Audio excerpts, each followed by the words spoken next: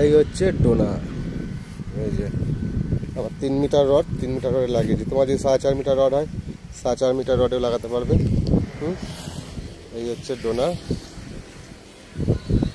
একেই বলে ডোনা। এই দেখো এটা রডের ভিতরে ঢুকবে, ড্রিল রডের ভিতরে যেন ড্রিল করা থাকে যে ফেসে যাবে, রডের ভিতরে ঢুকবে, ঢুকে হাফ রোটেশন ডাইনে বায়ে হাফ রোটেশনে হবে। আর জল বেরোবে, দেখো এখান থেকে ডোনার এখান থেকে জল বেরোবে, এখান দিয়ে বেরোতে পারে। আর ভিতরে মাঝখানে এখানে ফুটো করে দিতে পারে সিস্টেম। এটা ডোনার। আর একটা জিনিস দেখাচ্ছি তোমাকে, এই যে শর্ট পিস, মেশিনের শর্ট পিস,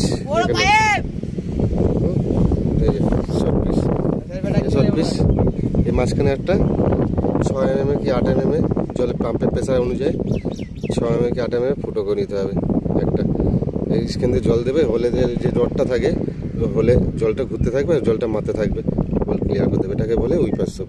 এটা ফুটো করে নিতে হবে, বুঝতে পারছো?